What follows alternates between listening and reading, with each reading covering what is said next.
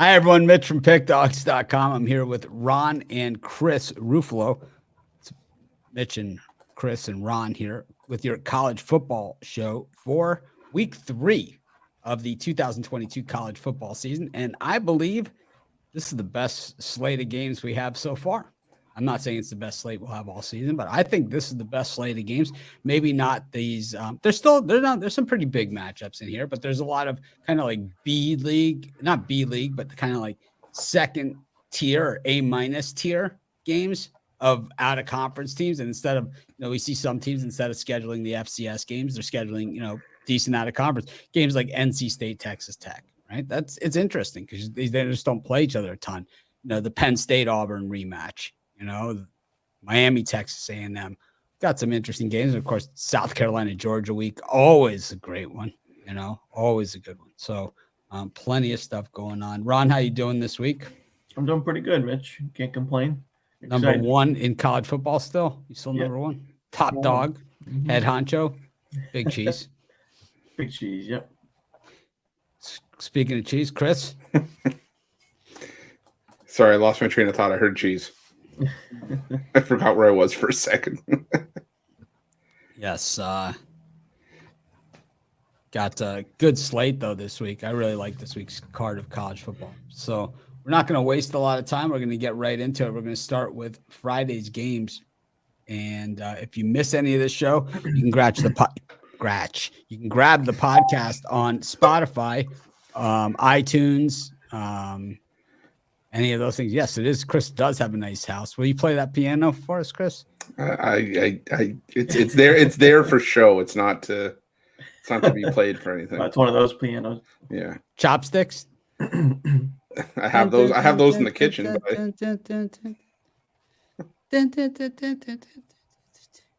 Or you could do my favorite. Dun, dun, dun. Louisville taking on Florida State. Louisville got the call against Central Florida. That was the difference maker in the game. I'm not saying that Central Florida didn't have any other chances in that game. There was a lot of other plays in that game for them to be able to do something, but they actually did connect on the big play, and they did score a touchdown, and it was called back on a holding penalty that, I don't know, didn't really exist. I don't watch the games with the sound, so I have no idea how the announcers tried to spin that one. But I'm sure they tried to spin it that, it's part of the game or whatever. And, that maybe there was a hold that we just didn't see or, there was no hold. Meanwhile, Florida State blocked that extra point against LSU, still sticking in a lot of people's heads. Very publicly viewed game because it was the only game on in town. It was Monday Night Football on Labor Day. But the Cards 1-1 after getting stomped by Syracuse. And then winning that game against UCF. Florida State, 2-0. Rare 2-0 start here for the Noles. It's been a while. Ron, what do you think? Yeah, this is a pretty good game, I believe. Two teams that, even though they've got 2 games under their belt each, I still think there's a lot to be seen. I think kind of teams that are hard to read right now. But I do like the over in this one. We see the total opened up at 54.5, now up to 57 at spots. Louisville not doing great defensively against the run. We usually see that from Louisville teams. They have some issues tackling, and they're giving up 5 yards per clip per carry. So Florida State, pretty good ground game. I think they'll be able to move the ball. But I also do think that last week against UCF, very good offensive showing, despite only scoring 20 points in the end, 420 yards of offense. I thought Louisville's offense started to get going after a pretty disappointing week against Syracuse. So I like the over in that game to be a fast-paced, high-scoring game. Well, speaking of disappointments, Chris Ruffalo, what do you think of this one? Yeah, I'm a bit disappointed that I have to be on the other side of this one. I like the under 56.5. I think it's just gone too far. I can see this game getting into the low 50s range, but I haven't been impressed with what I saw from Louisville. Even they did perform well in terms of yardage against UCF, but still got to finish the drives, and they weren't necessarily doing that. And Florida State, they had that nice performance against LSU, and I think this is a game where both teams get into the 20s, maybe a 27-24 kind of game, but I don't see it getting up to the 56.5. So I'm going to take the under in this one. I'll break the tie for you guys. I like the over in this one, and that's because I think both these teams, while we've seen good things from them. They still have some work to do and both a little sloppy, but both these teams also have home run hitters on offense. And I just think that if you're going to see a mistake, normally in games like this, it happens on the defense and creating big plays. And I think just a couple of big plays is all it's going to take to get to this 8 touchdowns plus the 2-point conversion. I'm going to go with the over as well.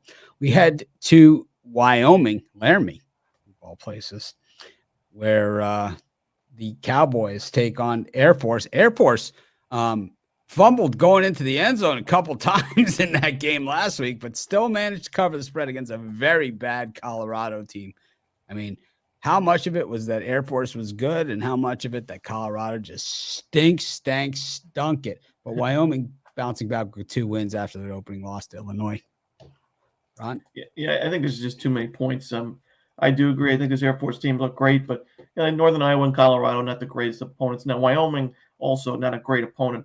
Pretty weak schedule so far for Wyoming. They lost to Illinois pretty handily. It wasn't a great game, but I like what I saw from them against Tulsa. Tulsa's offense, they can run the football very well.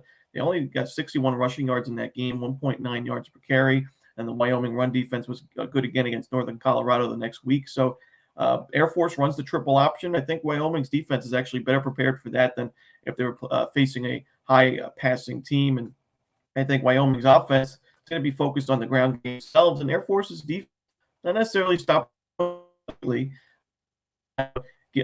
a carry on them in week 1. I think it's going to be a close. I think it's going to be a 2-touchdown, more than that right now. So give me the points with the home dog. Chris, where's Laramie on your bucket list?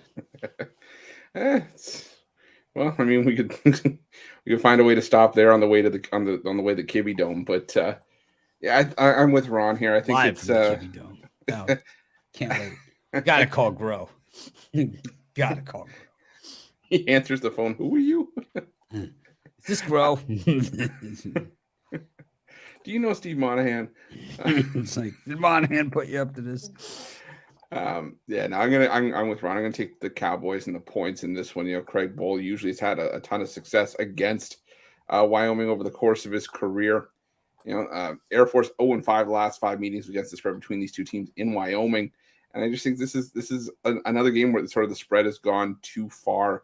Yeah, I think it could be a 2-touchdown win for Air Force, but I look for Wyoming to be able to keep it close. They looked good against Tulsa, and I think they could and keep it within a couple scores here. So give me Wyoming plus the points.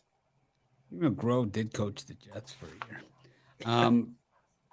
Yeah, Air Force looked really good. I watched that game against Colorado. They looked really good. Colorado's terrible.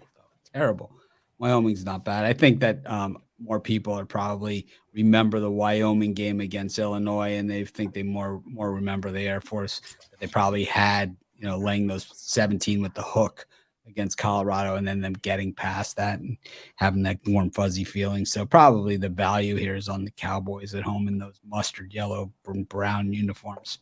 We go to Saturday's slate of games, and this is just, I love this card. I love it.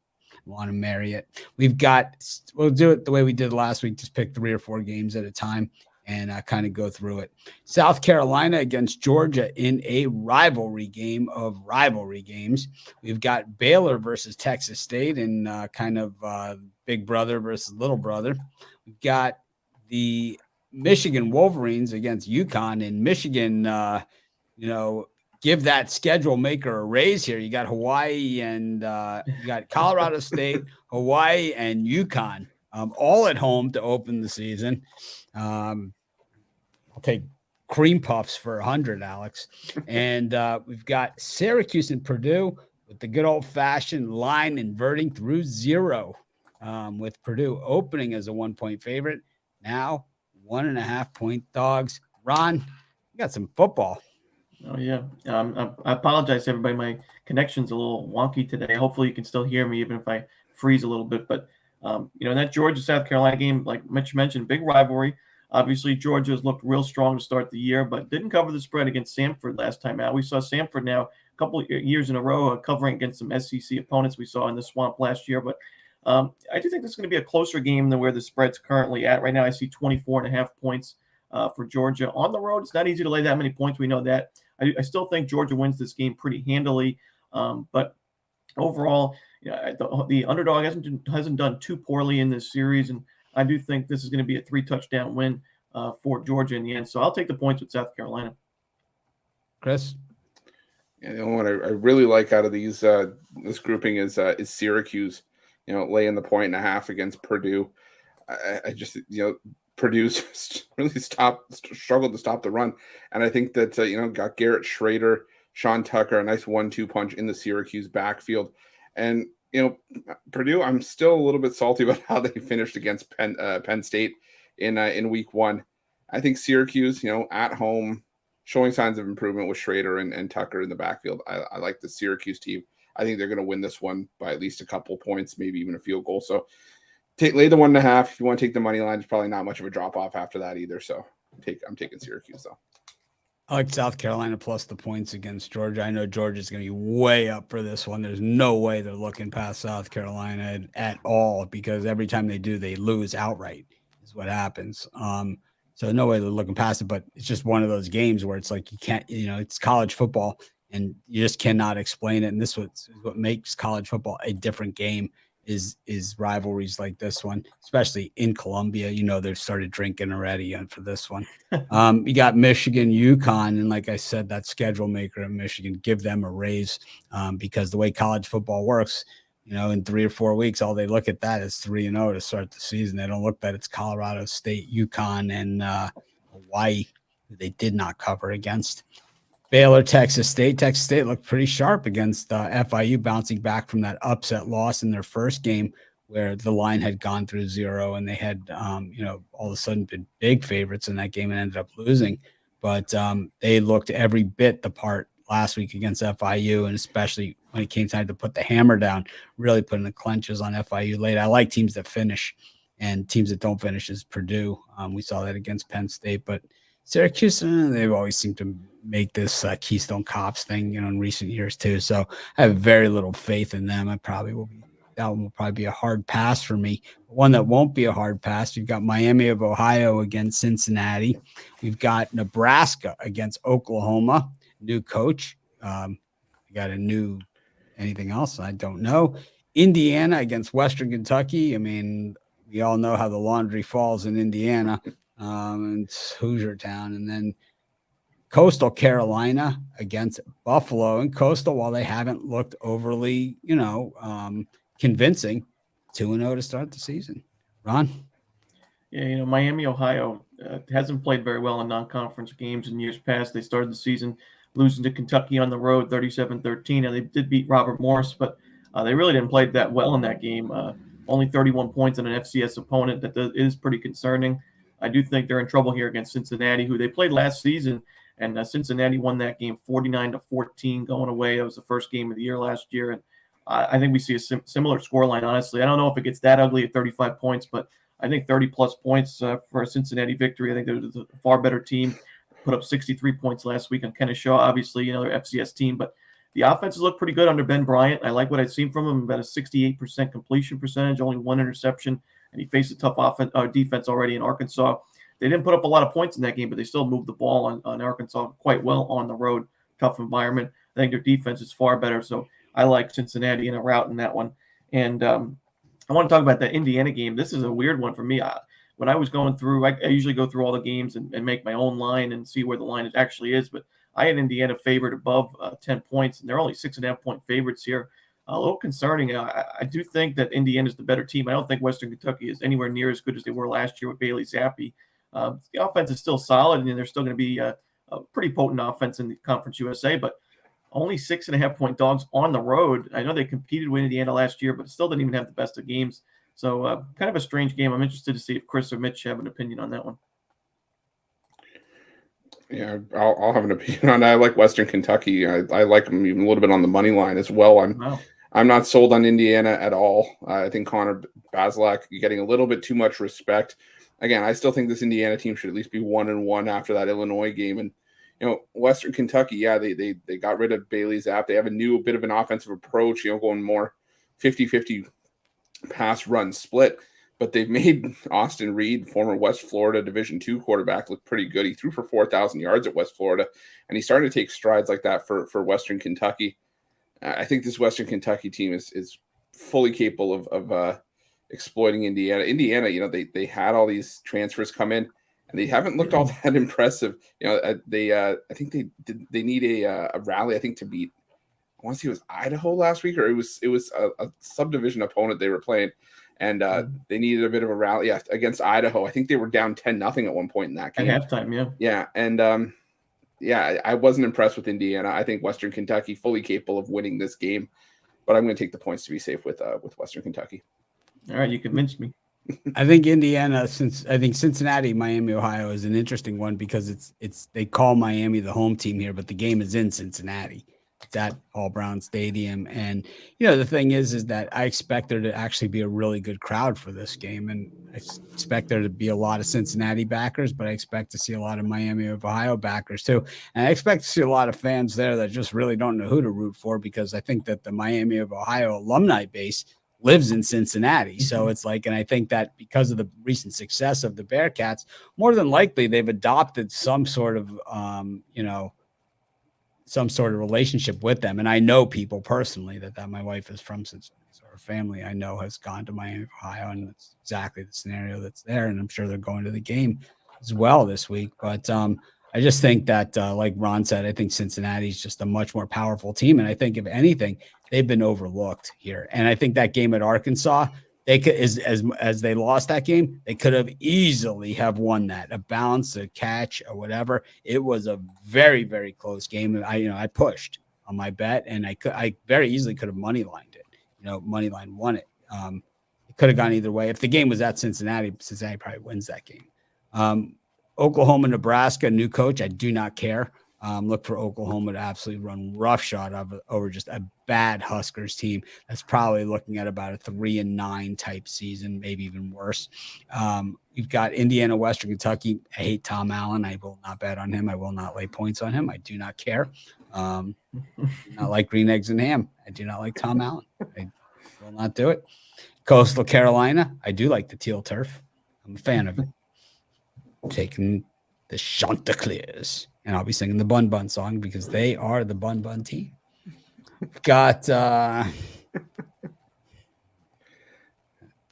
it's a dwarf rabbit, Chris. Garbage bag full of basil. One of my favorite college football moments was that Coastal App State pick six. Sent Chris the video of me singing the Bun Bun song as Coastal's running in the winning touchdown for the cover in garbage time. I needed a pick six. I sang the Bun Bun song. They got the pick six. My wife filmed me singing it in front of the TV set. Got Temple versus Rutgers. Got UCLA versus South Alabama, 11 a.m. start Pacific. Iowa State against Ohio. Interesting games here all the way around. And Virginia against Old Dominion. This is another one that's, just another interesting game. These are 4 games that are odd, except for the Temple-Rutgers, which is just, I think Temple's, if you have a college football team like Temple and you're just not going to try one year, they just take the year off. What do you call it again? The gap year. Temple's we decided to take a gap year. It's like Oklahoma and Georgia and Oklahoma and what was the other team? They decided not to play their games. Well, the SEC decided Georgia quickly schedules Ball State. It's like get Ball State on the phone. Hey, we're not playing Oklahoma. See what Ball State's doing. It's like that's what they did. Tennessee was the other one. Tennessee actually scheduled someone better than that. I forget who Tennessee scheduled. It wasn't Ball State. Ron, what do you think of these? Yeah, these are some tough ones. That South Alabama game is interesting. Like Mitch mentioned, 11 a.m. Start time in UCLA. South Alabama, they were impressive. It's already so far this season, but they're very impressive in their last game. And this offense is looking pretty solid for the Jaguars this season. Scored 38 on Central Michigan defense is pretty solid, and 502 total yards. They're throwing the ball all over the place with Carter Bradley, and I think they'll be able to attack a pretty weak UCLA defense. We know the Pac-12 not always known for defense, at least in the last 5 years or so. And UCLA certainly one of those, a Chip Kelly team, not really defensive first these days. But, UCLA gave up 310 total yards against Alabama State of all teams last week. I think you're in trouble, at least in the first half of this game, but I think UCLA will still be able to score at will with DTR quarterback. So I like the over in the first half, and I would lean towards South Alabama in the points. I lean towards the under in that Virginia Old Dominion game, just because we saw Old Dominion already pull off a big-time upset against Virginia Tech earlier this season. And, I don't think Virginia has nearly as good a defense as Virginia Tech. I do think that their offense is pretty much well below average compared to Virginia Tech. Last week, we saw them all 3 points on Illinois. I think this is going to be a lower scoring game. I think both teams are going to try, but I don't think they're going to be able to efficiently. So I don't like Brennan at quarterback. I think this game is going to be an under all the way. Chris? Yeah, I'm looking at the under in that Iowa State game. I think it's just going to be these are two teams that are play at a really, really slow pace. I really liked what I saw from Ohio against I think it was against FAU, where they had a solid offense. So I think they put up 41 points in that game, but this kind of got stalled against Penn State. And I just against Iowa State, I know Iowa State not certainly the sharpest defensive team, but like I said, Matt Campbell's played at a very slow pace. He doesn't have the same offensive weapons that he had last season with Brock Purdy and Breece Hall. And I wouldn't be surprised if this is the first to 20 wins kind of game. So I'm looking at the under all day here between Ohio and Iowa State. I like South Alabama as well against UCLA. I just think this is the type of game where Chip Kelly, this guy can coach any team into a cover that's on the opposite sideline. I think he covers South Alabama right into one here. And I think South Alabama's got a shot to win this one outright because UCLA is the type of team and Chip Kelly is the type of coach that will look past a team like this. And the thing is, like the UCLA fan base, they wouldn't even notice. You got Iowa State against Ohio. Ohio just absolutely lambasted by Penn State. I mean, it was a slaughter of slaughters. It was a beatdown. We've seen Ohio play Penn State tough in the past, but they made no mistake about it this time. Ohio is not that bad, and they kind of play that odd, funky offense. That there's not going to be a lot of possessions in this game against Iowa State, so you might want to be thinking about taking the points with Ohio. I think Iowa State coming off of that win over Iowa at Iowa, it's a natural letdown spot for them too. And we've seen Iowa State look sloppy in the past, and I think you got the same coach, the same system.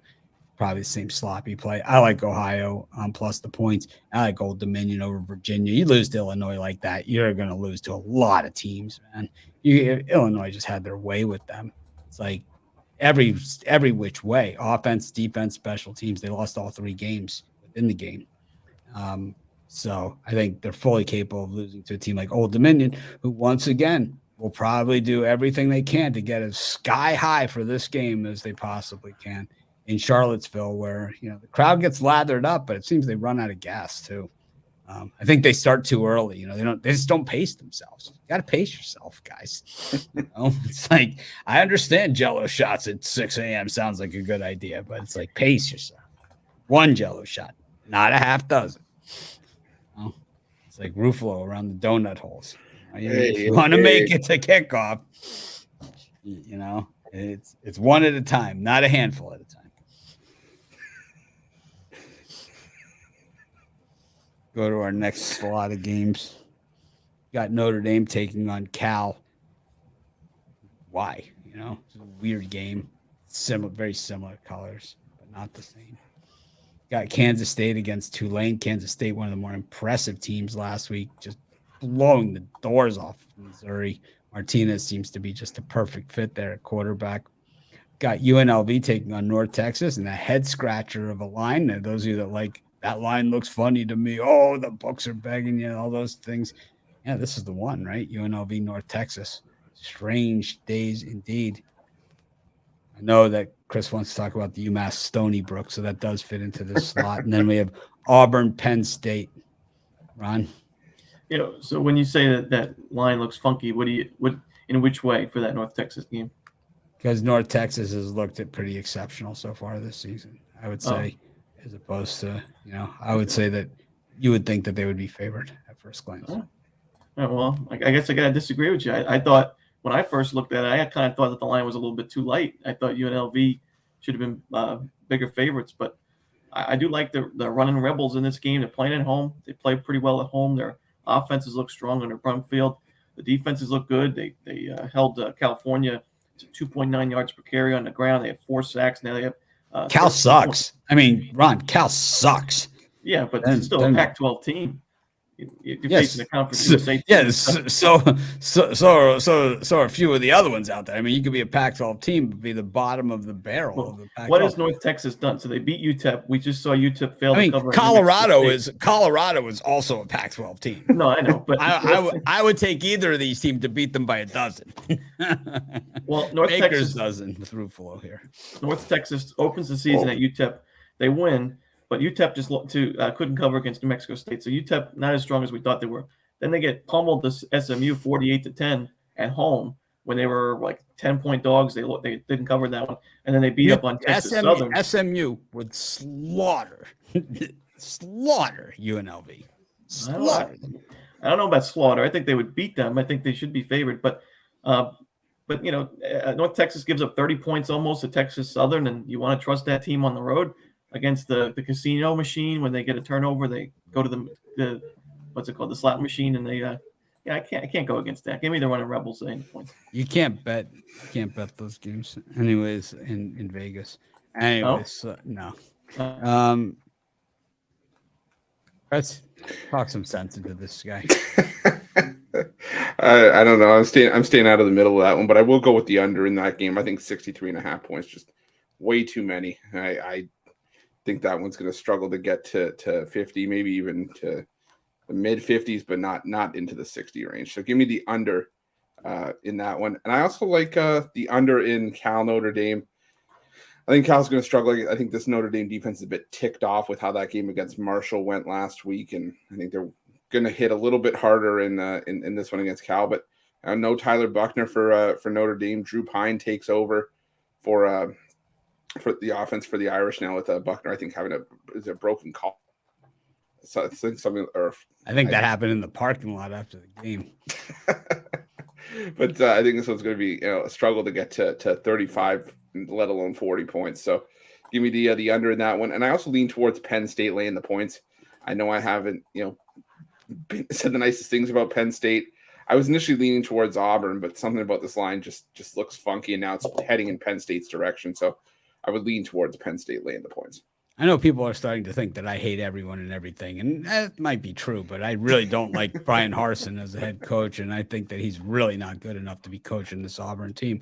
I think it's one of those things where it's like maybe he jumped the gun and maybe he would have been better served maybe coaching a few more years at Boise. Boise could sure use him back as the head coach, and he sure could use Boise back, because neither of them are doing anything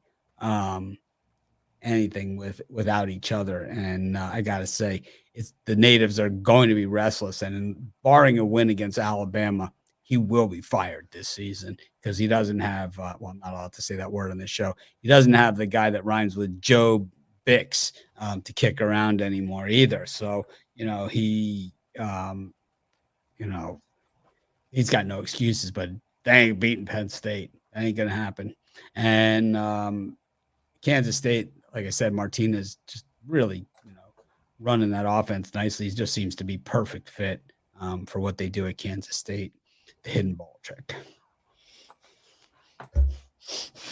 I love that offense.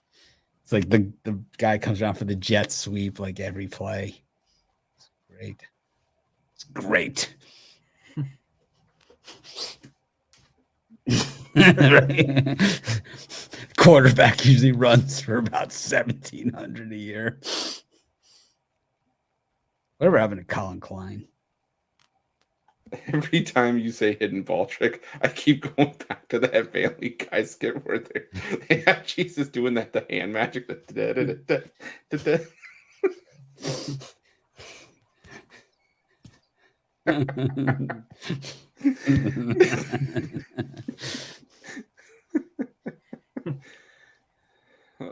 Well, Georgia Tech takes on Ole Miss. Ole Miss fresh off of that drubbing of Central Arkansas. Lane Kiffin refusing to call the dogs off. Don't you think it's time to call the dog off? Absolutely not. I'll throw another spare rib into the mix. Release the hounds. He leaves the starters in throwing deep on 58. It's like, who does that against Central Arkansas? It's like, anyways, Georgia Tech plus the 16.5 against Ole Miss. Got Northern Illinois against Vandy, who was just a mountain of disappointment against Wake Forest and Sam Hartman last week. Then you got Minnesota taking on Colorado.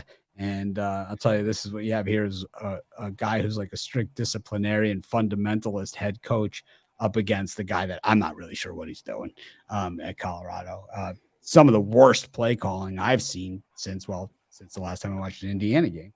And then you have Oregon, who's got he who will not be named at quarterback up against BYU, who really had a nice win last week against Baylor, missing their two top wide receivers. Ron, good slot. So it was Oregon, Ole Miss, Colorado, and what was the other game? Georgia Tech, Ole Miss, Northern Illinois, Vandy, I thought Minnesota, Colorado, Oregon, Brigham Young University. I'm so sorry. I just pulled an El Nino. So where am I and what are we doing? But no, it's kind of like I got to do my Monday Night Football thing there. Mitch Wilson, Oregon, Mitch Wilson, Brigham Young University, Mitch Wilson, the Northern Illinois University, Mitch Wilson, Kendall Elementary School. Chris Ruffalo, Hamburger U.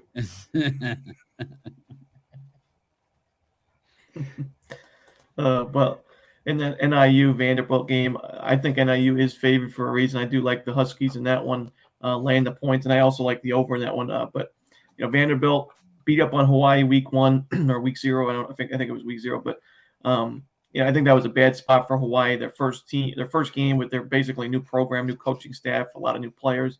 And obviously Hawaii is one of the weaker teams in the FBS this year, but Vanderbilt took advantage of that, but didn't look great against Elon. Didn't look good against Wake Forest. The defense is really struggling, and I really like Rocky Lombardi. I think he's going to be able to move the ball all day long. I like the NIU ground game also. The defense for NIU, not great, but neither is Vanderbilt's offense. Last week, only less than 300 yards against a pretty bad Wake Forest defense. So I like NIU to win that one by a touchdown. Yeah, bad spot. Facing a team traveling through 5 time zones. I don't know. They were there for a week or 2 weeks. That was a bad spot. Team trip. For me, this one, I actually really like this slot. I'm going to go with Ole Miss laying the points against Georgia Tech. I just don't see Ole Miss letting up against Georgia Tech. I know Georgia Tech fully capable of putting points on the board. They were involved in a lot of close, high-scoring games last season, but they're also rung up by Clemson. And while Ole Miss maybe not on the Tigers level, we'll have to see how it goes later on in the season. But I think for right now, this Ole Miss team just a better team. So I'm going to lay the points with Ole Miss in that one. I'm going to also lay the points with Minnesota. I think they just run all over Colorado here. I think Colorado gets routed again. And I'm going to take BYU. I'll take the points. I'll put a little bit on the money line as well. I was going to call him Volda short, but he's 6'1". We're not going to mention his name here. Great. Oregon beat Eastern Washington. They routed them. Cool. Doesn't move the needle for me, though. BYU. They beat South Florida. They got a great win against Baylor last week. I think they're the better team. Oregon usually struggles in these games where, a lot of the battles are won in the trenches. And I think BYU is just going to be the bigger, more physical team in this one. So I like BYU plus the points and on the money line. I like BYU as well. Anytime you get a chance to bet against who cannot be named, we're going to have to take advantage of every opportunity that we get to do that because we're just not going to get it that often. And once it's gone, kind of like Josh Rosen at UCLA. We had a good run, but now it's over and we have to find a new cow to milk. And I believe we found one. The thing is, I do have $4 in my hand. This is to stick in Ruffalo's tip jar on that piano to have him belt out a tune when we get to just the right school to get to that fight song for him to tickle the ivories for us. But anyways, yeah. I got the dollars and the jar. Flexing it in the jar. $4. What does that get me? Dun, dun, dun, dun, dun, dun, dun. I love that background because I see so many people using it. That's what makes it awesome. Fine, you guys are going to convince me to do this. No, you got to leave it. You got to leave it. That's what makes it so awesome is that everybody uses it. It's a timeshare. We've already come to the conclusion on this. I've seen shows where two people are using the same one. Jeez. Now Romanelli came in. I got You left the door wide I don't even know how to do it. You left the front door open, so I just figured I'd walk in. No. I changed the lock. Take your shoes off. For some reason, the ceiling is attacking my hat, but I'm the only one that has a real house, I think, on YouTube. Got Ron's hat's gonna catch on fire if it touching the light fixture. Yeah.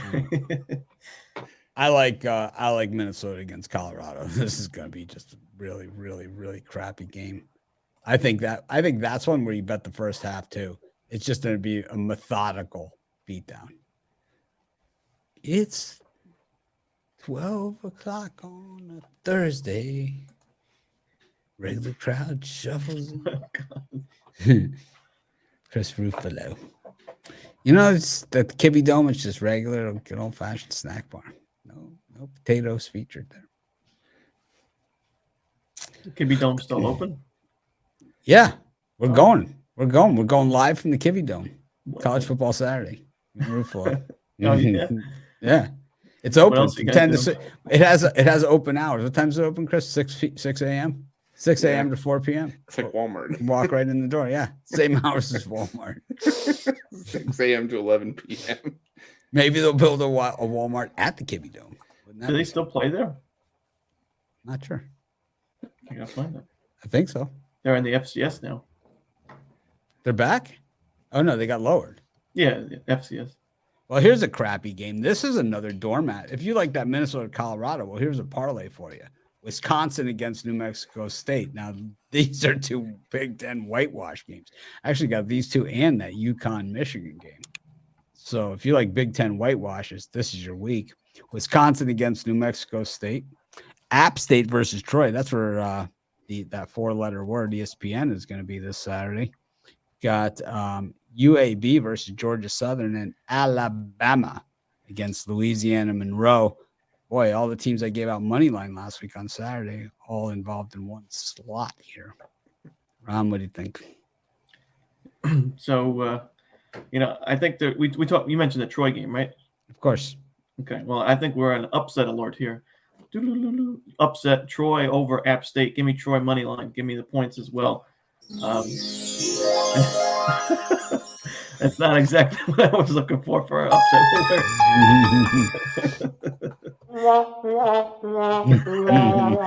That's when they're down 30-0.5. But App State, they've obviously been swinging for the fences this year, coming off a humongous win over Texas A&M. This is the perfect letdown spot, and I do think that this Troy team, the defense is strong. They covered against Ole Miss week 1. They were slow starters in that game against Alabama A&M, but second half they picked it up. I like Gunnar Watson at quarterback. I think the ground game's strong. They stop the run. They get pressure on the quarterback. I think it's going to be a close game. I don't know if they win it outright, but I do think there's value on them on the money line getting that plus money. So give me the points with Troy, the Trojans. Get it done. I like Troy as well. Chris? I'm going to go with Georgia Southern taking the points against UAB. For some people may say a bit of a letdown spot after that big win over Nebraska, but I'm not sold on UAB. They didn't look good offensively against Liberty.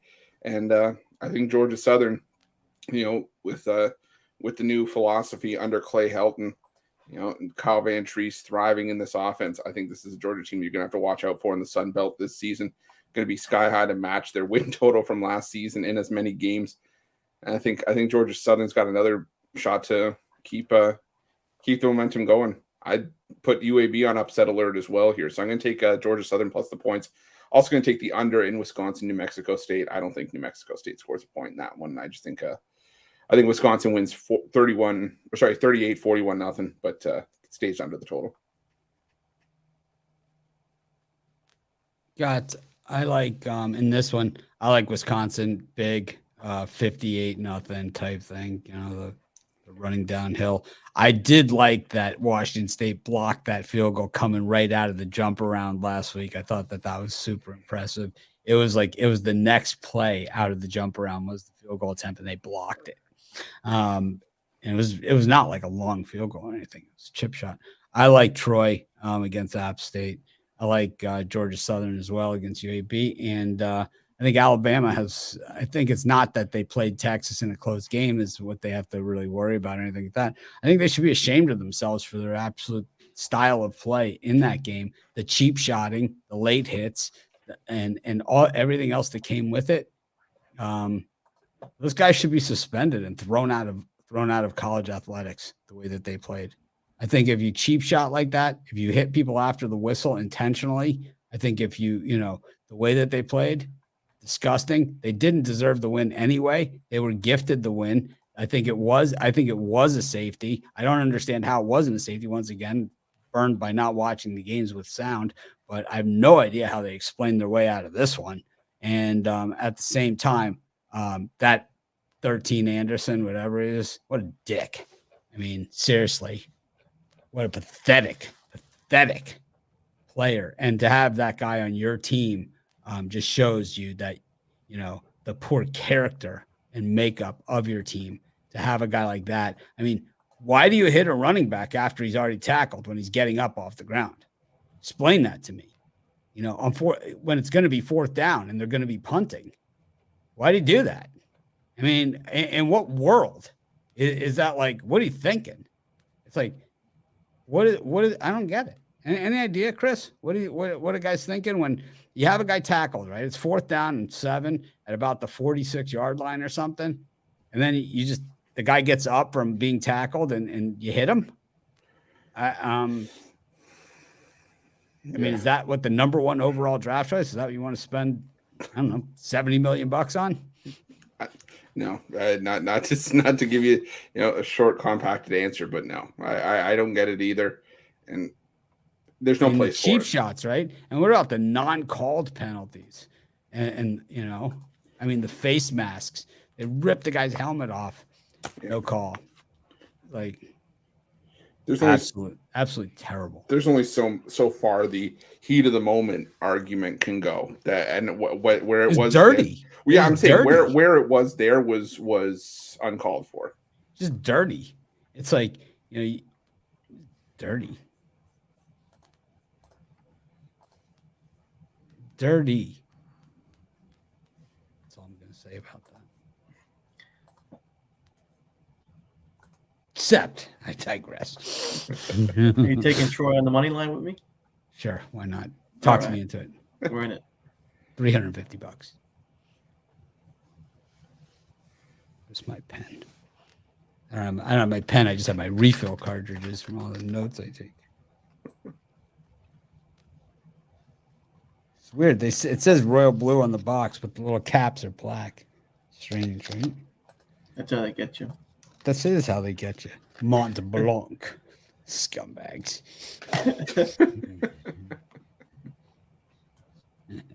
Don't trust. You have to sign this document with a black pen. Mm-hmm. All right, here you go. There you go. Screwed. You're done. Houston's playing Kansas. Kansas coming off of that win against West Virginia. I thought it was one of the under the radar shockers there. Just something that you don't really, didn't really hear a lot about, but still a huge win for the Kansas program, a team that just a couple of years ago was losing to FCS schools around this time of year. You got Washington State coming off the monster upsets at Madison, where you're never going to get a call as a visiting team, coming in having the audacity to wear the same color uniforms as the home team. Yep. Wake Forest taking on Liberty, man. The Sam Hartman show's in town and the public hammering them as such. And Bowling Green and Marshall canceling my Stadium app subscription. Oh. Ron, what do you think of this gem of a time slot? Yeah, I think this is a gem of a time slot. Kansas, you want to worry about, obviously, a letdown spot, but I don't necessarily think that's going to be the case. I do like the Jayhawks plus the points. their offenses look so well under Jalen Daniels at quarterback, and obviously 55 points on West Virginia. That's not an easy thing to do. That's a pretty good West Virginia defense. The defense looked pretty good against Pittsburgh. So 55 points on the road at West Virginia, I gotta give them to those Jayhawks. I think it's going to be a touchdown game either way. I could still see Houston winning in the end, but getting more than a touchdown right now, 9 points. I got to take the points with Kansas. I'm going to lay the points with Wake Forest. I know the public is on them quite a bit, but I don't like Liberty in this game. I really don't like Liberty overall this season. I think it's a rebuilding year for them. You're just fading Liberty like no one's business. But they won last week. Well, I took them last week. I took them.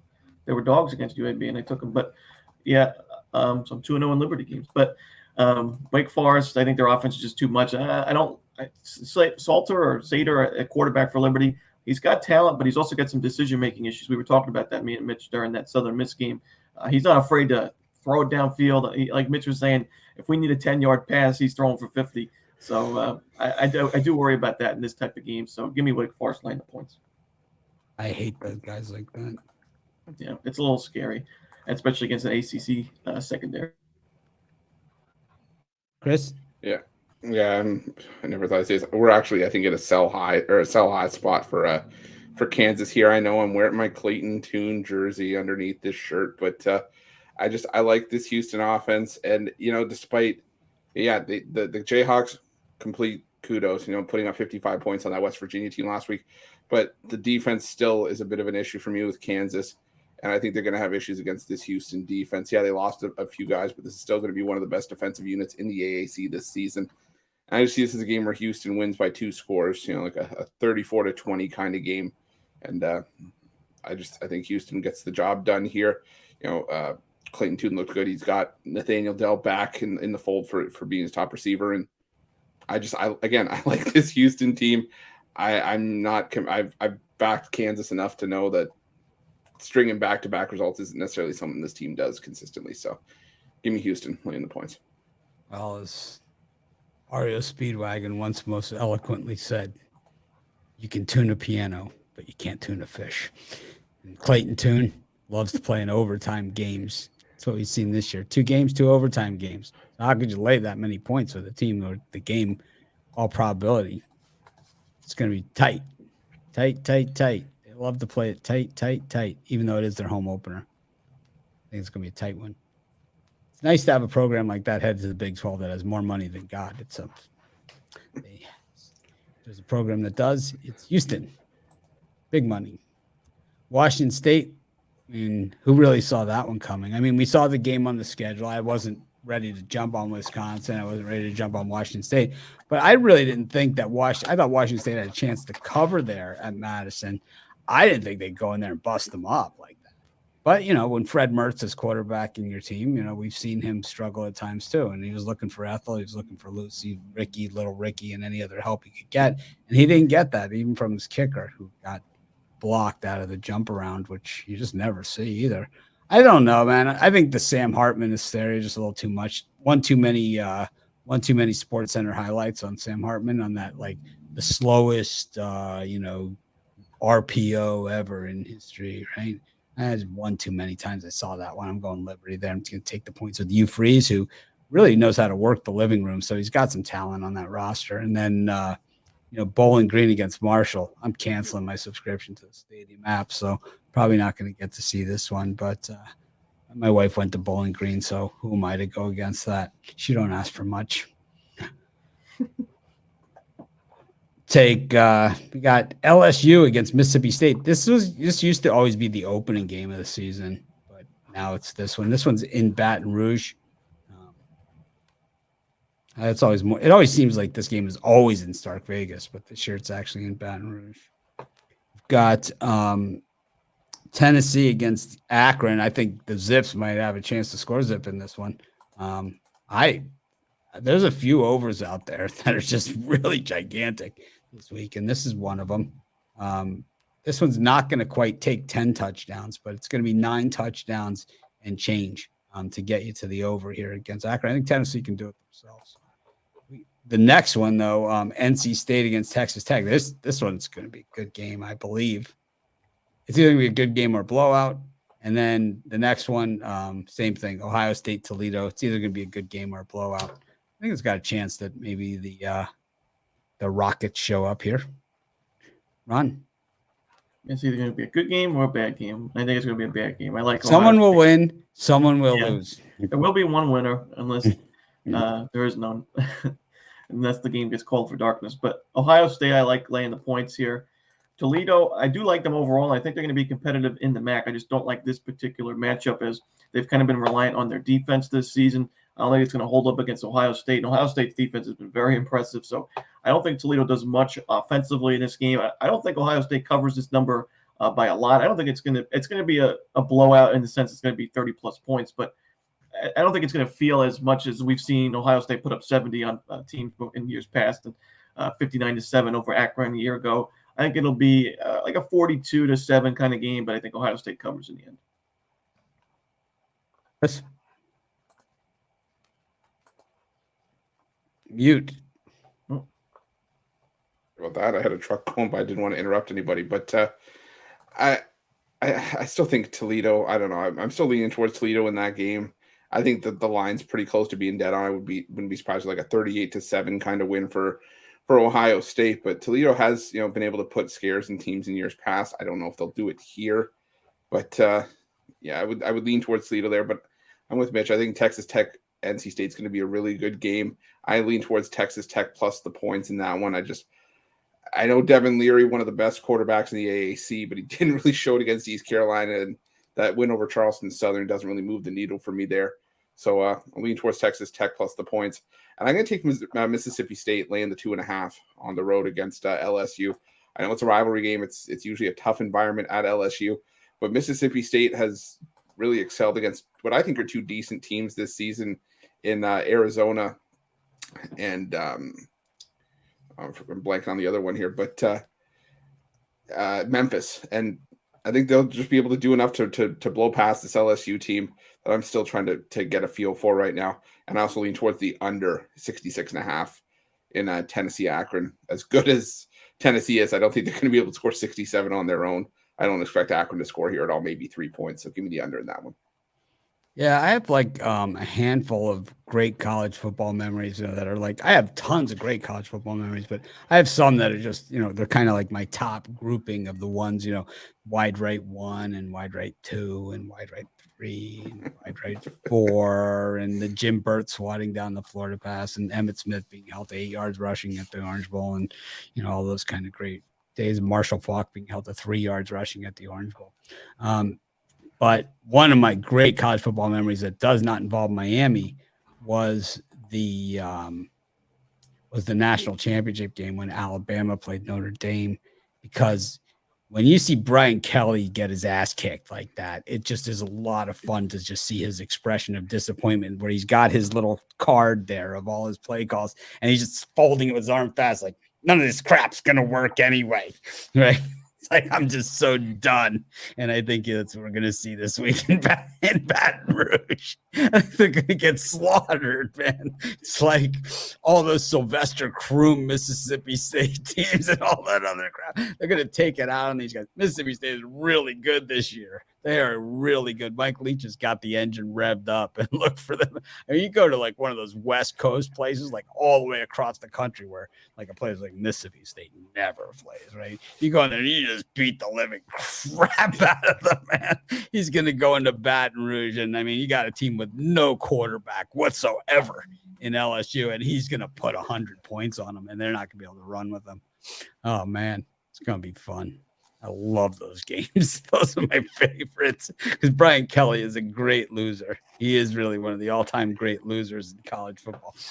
He folds the hands. He looks at that game against Alabama. They interviewed him at halftime. He's walking up the field and they said, Brian, what do you think of that person? It's all Alabama out there. It's like, yeah, no crap. Eddie Lacy's already run for 270 yards. C.J. Mosley's got 14 sacks. They're only played 30 minutes of football. We made A.J. McCarron an NFL player. Oh, man. Clinton Dix was on that team. Oh, man. Just brings a smile to my face just to think about it. And I think we're going to see something similar this Saturday in Baton Rouge. This one could be pummel down of pummel downs. You think teams take out their frustration, like, like after like years of being beaten by one team like that, and they get their chance, to finally, put down. We see the Clippers do it to the Lakers, when the Lakers are down, right? It's like kind of the Clippers kind of like to put the screws to them. I think Mississippi State, and I think Mike Leach is just the guy for the job there too, to do it to him. And Kelly's gonna be all pissed too. Mike Leach jerk at the press conference. But I think it's gonna be about 100. I think that one's gonna be about 56-14, Mississippi State.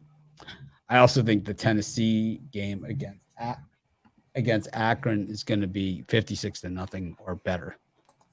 I would lay the 47.5 with the Vols. Josh Heupel, he's becoming a little bit of a jerk face himself over there in Knoxville. The jerk store called. It's Josh Heupel. It's been fully stocked. I think NC State is a little bit ahead of themselves once again. They always act like they should be contenders or something, but they have yet to prove that on the field in any season. And then Ohio State and Toledo. I think Toledo puts a little bit of a scare into the Bucks in this one. I don't think this Buckeye team's as good as people think. I think the wide receiver, the chemistry with the quarterback just isn't there.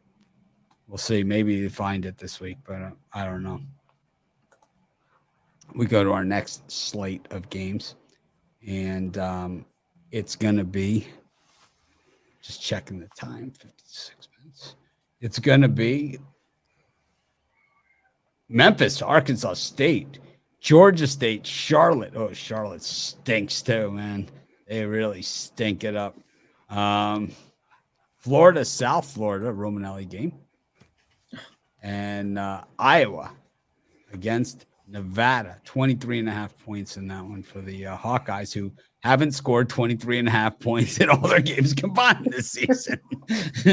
Ron, what do you think? Yeah, I mean, when you see a team like Iowa favored by 23 points, it does kind of look a little funny, but I think it just goes to show you, I don't think Nevada scores a point in this game. I think under 10 points for sure, but this Iowa defense is very strong. It was good against Iowa State. It was great against South Dakota State. The offense, it's tough to watch, but against Nevada, I do think Iowa will actually score some points in this game and enough to cover the spread in the end.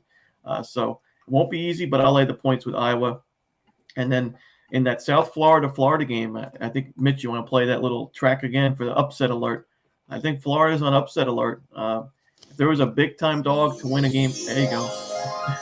We can get Ruffalo to play a tune for us on that piano. Yeah. What's the South Florida fight song? I don't even think they have one. Yeah, I don't think they're going to win the game, but I do think they cover. Florida has some issues. I think the first game, they game planned it very well to beat Utah, but I think it was a kind of a perfect storm for Florida. I still think this program has some years before it's going to be able to compete in the SEC. We saw it last week against Kentucky. The quarterback play just not up to par, and I do think USF is better than what we've seen thus far. So I think it's going to be a competitive game. I think it's going to be a game decided by less than 3 touchdowns. So I'll take the points with the road dog here. Chris?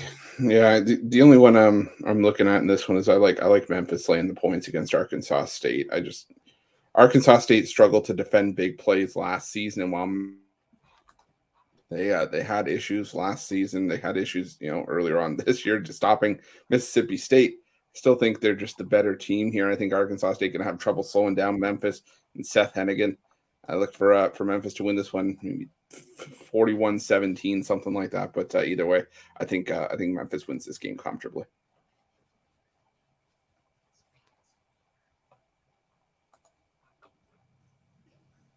I like South Florida plus the points too. I think we got some issues at Florida at quarterback. I think the best thing that could have happened to Florida last week, I mean, obviously not the loss wasn't the best thing. I was kind of actually pulling for them against Kentucky because it just seemed that all the public dog bettors were on Kentucky. It gets annoying after a while. So I actually switched and took Florida after taking Kentucky in the video. But I think the redeeming factor for Florida was it happened actually not even in their own game. It happened in the game at Oklahoma State in Stillwater, where Emory Jones was was a pathetic 12 of 24 for 223 yards, completing 50% of his passes. So they're not missing out on anything with the guy that transferred out, So it's like Florida just had a bad recruiting class for quarterbacks, and it was the undoing of Dan Mullen. And I think he was looking for more guys that fit his style, which is sort of like that Kansas State hidden ball trick offense, which, in Florida doesn't really cut it because they have such good athletes at the skill positions that it's a waste there. But it's like they're either going to hit the recruiting trail or the transfer portal extremely hard at the quarterback position. And they're going to get 2 or 3 guys that are all studs. Like if it was Ewers that was available this year, they would have gotten him, or somebody along those lines, because that's what they have the ability to get. They certainly pay well enough, and we know that they have the exposure. And I think there are certain schools, and we're going to see it with the image licensing, that have a big advantage over some of these other schools. And I think it's going to go back to the traditional schools. And I think, once like guys like Nick Saban leave Alabama, we're going to start to see these sort of things. And my guess Davos, when he'll be taking over that job, but you'll see, traditional powers like Alabama be okay, but you're going to see kids gravitate to the natural spots where they should land. You're going to see the schools where, you have the beaches and the girls and all those other things. Texas, Florida, Georgia, right? I mean, these are the ones, USC, these are the places, UCLA, these are the places where the kids, if you're a college kid, that's where you want to be. I mean, Ron's not like, a frat boy of Florida, but I'll tell you what, man, he's got a full college environment there, like big time. It's like if he wants to be in a frat, they got it. If you want to be in, whatever, they got it. If you want to be you want to go see a marching band, you got it. You want to see women's softball, man, you got it. Baseball, you got it, man. You got everything. Yeah. It's a college town. The whole city's a college city, and the new training facility for Florida is big. They put a lot of money into that for the football team. So, yeah, it's definitely desirable for even non-athletes. So they're going to get a really good quarterback is what's going to happen. They're going to get a really good quarterback. So. They're going to be a better team because that job's going to be available. Someone's going to be able to play, and when they go to Gainesville, regardless if the team is good or not, they're going to get to go to a game and they're going to want to go there. Right? It's like that's how they get them. At Florida is they take them to a game, which is a great environment if you have a drinking problem. There in Wisconsin. At Wisconsin, I saw the great college football shirt they've seen all the time. It's like they said I had a drinking problem. I told them I was from Wisconsin. I don't have a drinking problem. I'm just from Wisconsin. That was the shirt, actually. Go to our next set of games. Emory Jones sucks, man. It's terrible.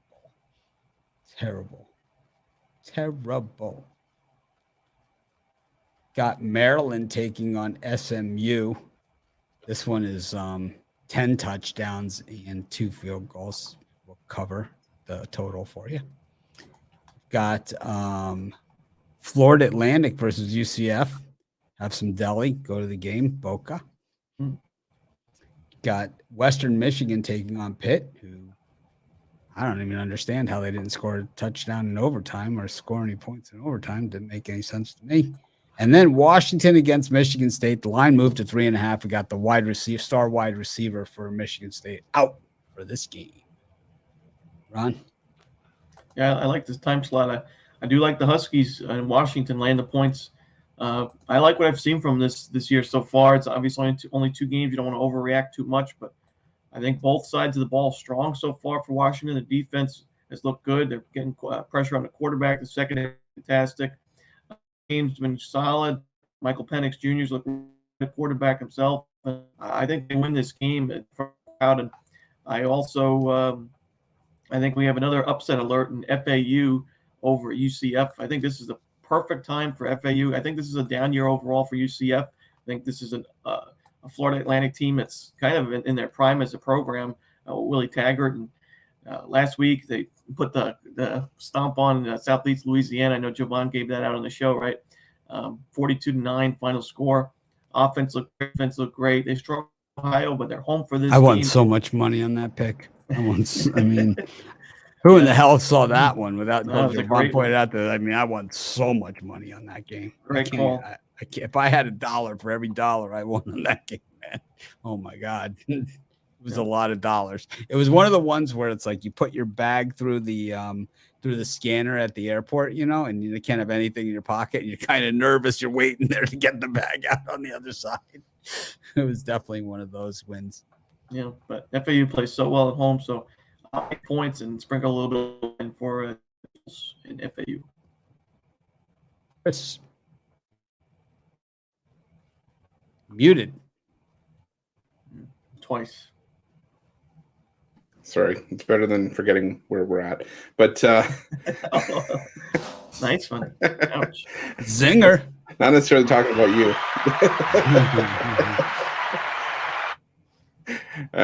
Trust me, Ron gets one pass. It's his first time doing it in 2-something years. But I'm going to go with the under between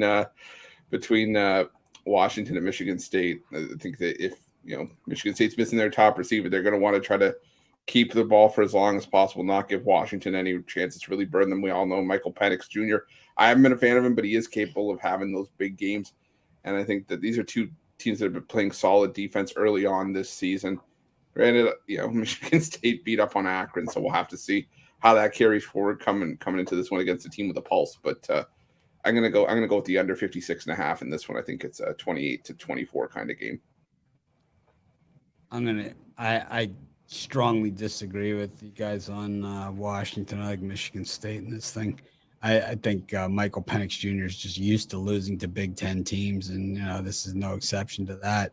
I just really do think that this guy has been one of the more overrated players throughout his career, but he's really just some guy that signed with Tom Allen, which means he has questionable judgment to begin with.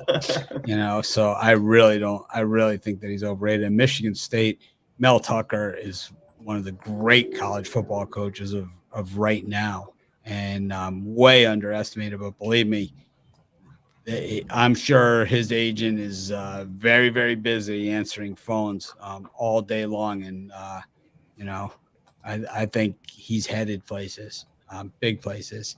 And I like Florida Atlantic against UCF. Like I said, 7:30 p.m. Eastern time, grab some great deli in Boca and then head on over to the game.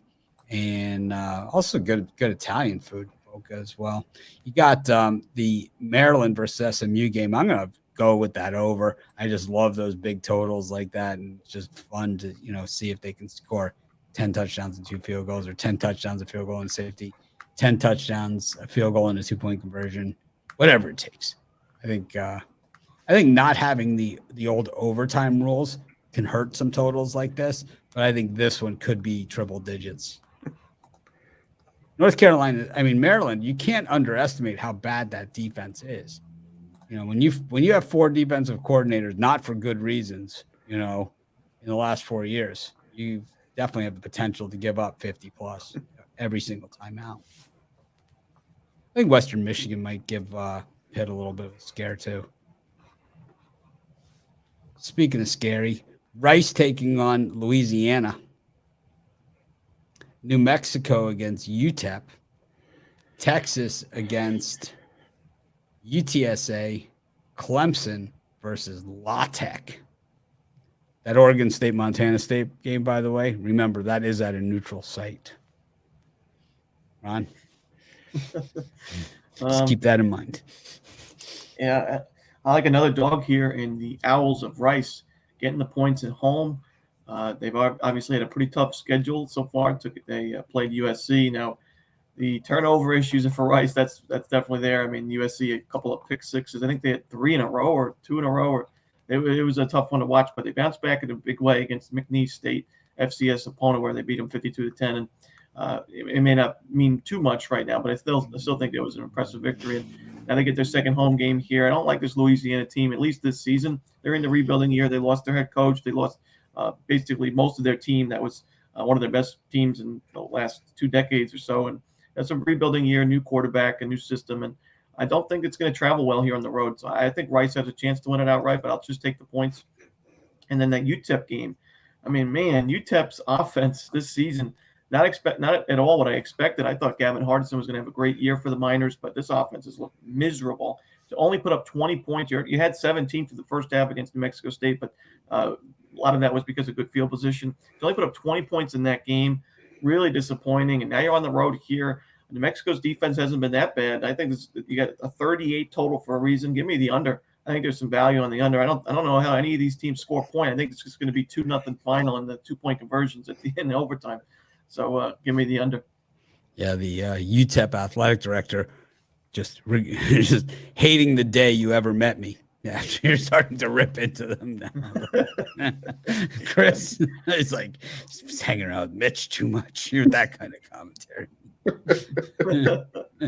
Next thing he'll be saying, we suck ass. I'm looking over your documents here, and why is there the word straight ass in here, underlined with arrows pointing at it? That's like when the Texas State athletic director. What are your redeeming qualities? I have been said to be straight ass. It's like, we're trying to go with an image here. It's like, help us. Yeah, with the Louisiana guy. Oh my God. Oh no. Yeah. Oh, those two schools. I actually, the Texas State guy, at least I can respect. The Louisiana guy, it's like, it's simply an abbreviation. It's all it is. I remember that. We can call him "oh" if you like instead. I don't know what the hell you want. I will call him ULL from now till I'm dead.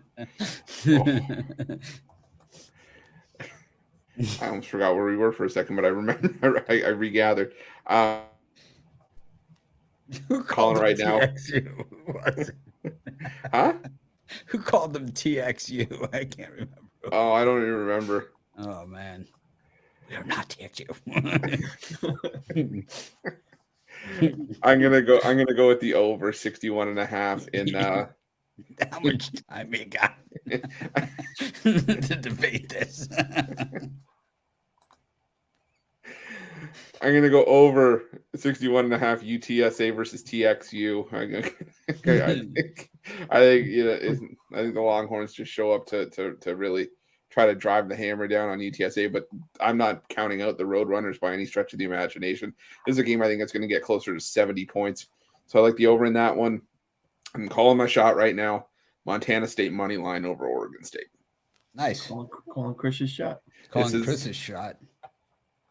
This is a Montana State team who was runner-up in the FCS last year. They're perennially a solid team in FCS. And Oregon State, I don't know. Maybe they get caught with their pants down here. I'm not sure. So give me Montana State in this one.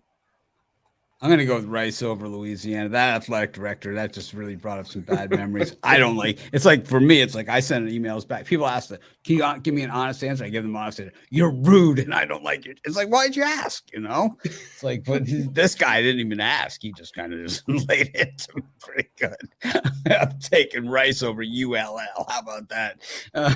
And I'm taking UTEP. And I you know what? I'm going to take New Mexico too. I like the way that they kind of looked last time out, even though they did not get it done. I like UTSA against Texas, and I'll tell you, at the beginning of the season, I would have picked the money line. I don't think they get the money line here, but I do think they at least covered. They might have a shot at the money line.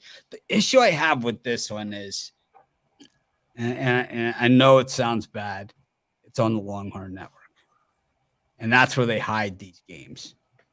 If you're gonna, the crap call was invented on the Longhorn Network, and the Longhorn Network was invented on crap calls. It's like, well, this one might be a little closer than we hope. We'll put that sucker on the Longhorn Network. It's like, yeah, that's how that works.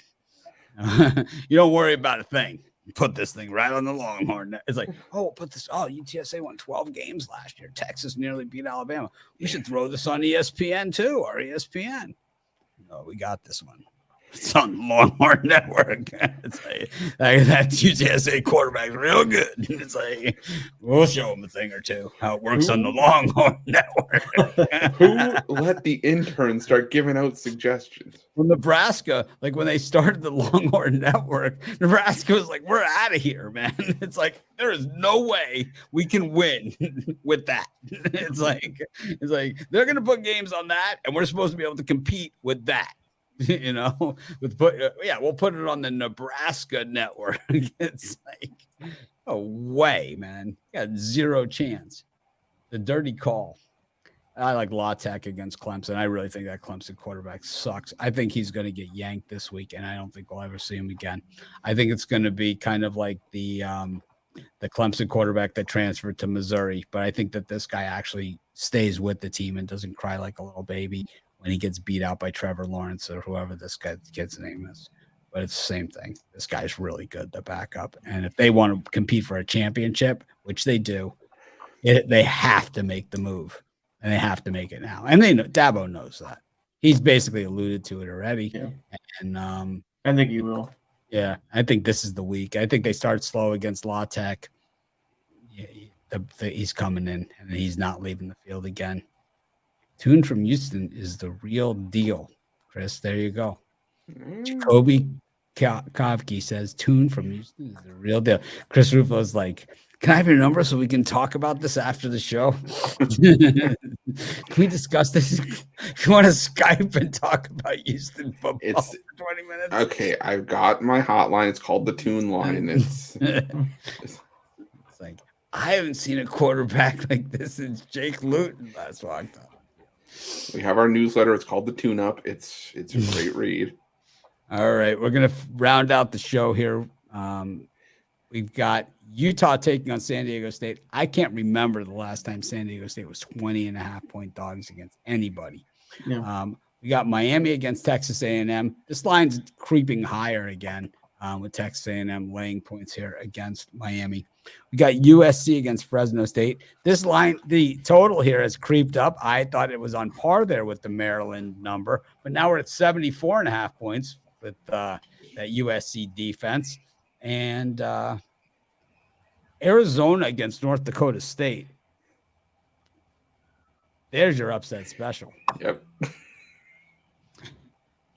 Emory Jones leads Arizona State in this battle, laying 20.5 points against Eastern Michigan. Good luck, Emory. And Hawaii against Duquesne, which we won't really talk about if we don't have to. But I like Eastern Michigan here, plus the points against Arizona State with Emory Jones' 50% completion ratio. I like North Dakota State outright against Arizona, too. I think Fresno's got a crack at USC. I like all the dogs in all of these games. I like 5 games. I like all the dogs with the points, and I like several of the money line. Ron, what do you think? Well, I figured you would like the dog in the Miami game, you Mr. Kaniak. Is that you honestly believe in Miami, or are you just being a little biased over there? C-A-N-E. There's your answer. No, but I like EMU, Eastern Michigan, getting the points. Like Mitch said, do you want to lay 20.5 points, almost 3 touchdowns with Emory Jones at quarterback? I certainly don't. Eastern Michigan's offense is good enough, and even though their defenses struggle, I still think they put up enough points to cover this in the end. I like the over in that Fresno State game. It's 74 points. I think you could see 80+ in that one. I think it's a back and forth. Both teams that want to throw the ball quite a bit. So I'll take the over in that one. I'll lay the points with Utah. You know, Mitch said not often you see San Diego State as 3 touchdown dogs in really any situation, but this is a down year in my opinion with San Diego State. As we know they're going to be a defense first team. Offense is kind of an afterthought, but this year the defense isn't as strong as we've seen it in recent years. They gave up just under 500 yards to Arizona week 1, and that was a home game. They were really underwhelming in that game. They I think were they a favorite by 6 points or a dog by 6 points, but they lost by 18 in the end anyway. So I think they lose this one by 3 touchdowns plus. I think it's it could be a 28-point win for Utah. So I'll lay the points with the Utes. Yeah, for me in this one, I so we we're going to talk about it unless we had to, but I like Duquesne. I just this Hawaii team might be the worst in college football this season, and I'm with Mitch. I was going to say I like North Dakota State money line as well against Arizona. I think Arizona, they have improved their quarterback play, and they got Jaden DeLora, and I think, correct me if I think they got Jacob Cowing as well from UTEP from last season, home run threat. But this North Dakota State team, perennially one of the best teams in the FCS, and I think the last time we saw them against an FCS opponent, they I can't remember if they beat I can't remember. I think they beat a ranked team. I'm not 100% sure, but this is still a North Dakota State team. It's not going to be a pushover. So they beat Iowa. Yeah, that's it. Okay, yeah, they beat Iowa at Kinnick. Yeah, I remember that. I just couldn't remember who was against, but and I like I'm trying to think. I like Utah as well with you guys laying the points. I think Utah just the better team here by a fair margin, and I'm also taking the points with Fresno State in this one. I think USC wins, but I think they win 41-31. I think it's a back and forth kind of game that Fresno State covers. I'm going to go with all the dogs here, and either points or money line. I think that San Diego State, Utah is the better team. They're going to win this game. I just think laying 20.5 is a bundle. This will not be a premium pick, but I just think Utah is just not a blowout team in general. I know they beat up on Oregon last year, but it's rare when you see them blow somebody out. I know they beat Southern Utah by 60 last week, but so what? They're generally just not a blowout type team. And that San Diego State defense is better than you think. And I could see this one being kind of one of those ugly games. Miami, Texas A&M, I think the Canes have the talent. I think they have the coaching. I think they have all those things to go into College Station and give the Aggies everything that they've got. The Texas A&M offense has been absolutely terrible. They have, this is how bad, this is how jaded people are, right? This is how whacked the college football or just maybe out of touch. Do you think they're just not as dialed in with them as the NFL? Or like the NFL, it's like I understand that there's all this hype and all these things that go on, and I guess college is the same way. And we see in baseball, kind of like when the Yankees signed Cole, everyone's oh man, Cole, and it's like I'm like this guy's like he's really not that good. And then you have like the 49ers, because the 49ers traded up to take Trey Lance. All of a sudden, he's like a legitimate NFL player or something. So it doesn't even make any sense. But Texas A&M got LSU's quarterback. He got his coach fired. He's not good. You're not good. You got your coach fired. It's not like LSU didn't have any wide receivers. Have you seen any? Have you seen the wide receivers they put in the NFL the last 4 or 5 years? So Odell Beckham Jr. went there, and then you got that Jarvis Landry guy, and this guy. You ever hear of this Jefferson that plays on Minnesota? He's okay, and then you have that Jamar Chase. He's pretty good. He got one of the worst teams in the NFL all the way to the Super Bowl, and he was pretty much the whole reason they got there. And then I don't know. We can go on and on with this list, but I'm not saying that those players are still at LSU when this guy played there, even though some of them actually were. The thing is that he's not good. So, and they're excited. They were excited to get him. That's how lousy they were at quarterback.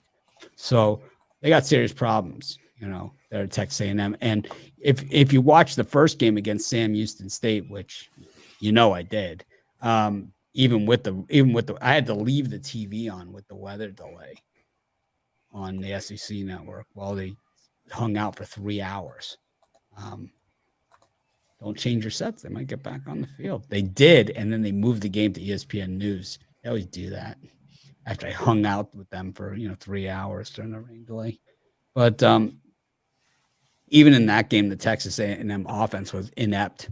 All the touchdowns were just big plays and broken coverages, like where he swung it out like 8 yards and the guy missed the tackle and he had no help. It was all like that. And so I think Miami certainly has the talent. They have the speed. They have a way better quarterback, and their backup is better than anyone that Texas A&M has too. And their third string is better than anyone Texas A&M has too, a quarterback. But the issue here is, are they going to let an SEC team go to 1-2, a team that they had ranked going into the regular season against a team that traditionally never gets a call? Never gets a call. You never hear of Miami winning a game like, oh man, that was a crazy call that they got going in their direction. You hear them not getting the call all the time. And so you have a really bad situation there. And that's the one thing that I have to be somewhat concerned about as a Canes fan, and why I wouldn't be betting at all, because Miami as the team, they're the better team. They can beat these guys. They have a better coach. They have better players. And they have a faster team. They have better quarterback. And Texas A&M has LSU quarterback. It's basically like celebrating that he should not be named transferred in Eugene. I mean, I don't even understand it. Or Michael Penix Jr. Oh, man, the guy like breaks his toe walking out of the locker room, right? Every year, it's like, oh, how about Michael Penix Jr. actually not injured after 4 minutes of football. Outside of that, I like North Dakota State outright against Arizona. Arizona got that. They looked good in that first game, right? And then they got, what was it? They lost. They were on the business end of that Mississippi State game, right? Yeah, where they were. That's right. They were on the business end of that, and they got lucky to get out, losing only 39-17 at home to the Bulldogs. North Dakota State actually laying a point in that game. Are they? Yeah. Yeah. So much for upsets. I like Fresno State against USC. I think Lincoln Riley's a fraud. I think he's got the same defensive coordinator they had at Oklahoma and a bunch of underachievers on defense. I think Fresno carves them up. I think last week they were looking ahead. In the game they should have won anyway. And I like Eastern Michigan against Arizona State. I think Emory Jones gift-wraps them, and I think they get a couple of short touchdowns inside the 20-yard line, because Emory Jones does that. Ron can tell you because he's seen it firsthand. I'm Ron. All right. I filibustered long enough. If you don't have anything nice to say, you shouldn't say it. But I'll commence our 42 minutes of silence.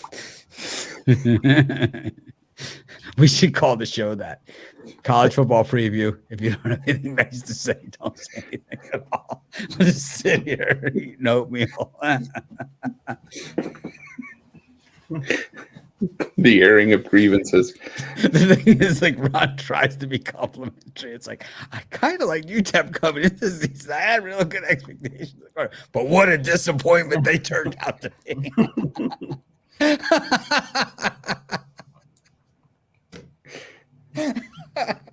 I'm disappointed in each and every one of them.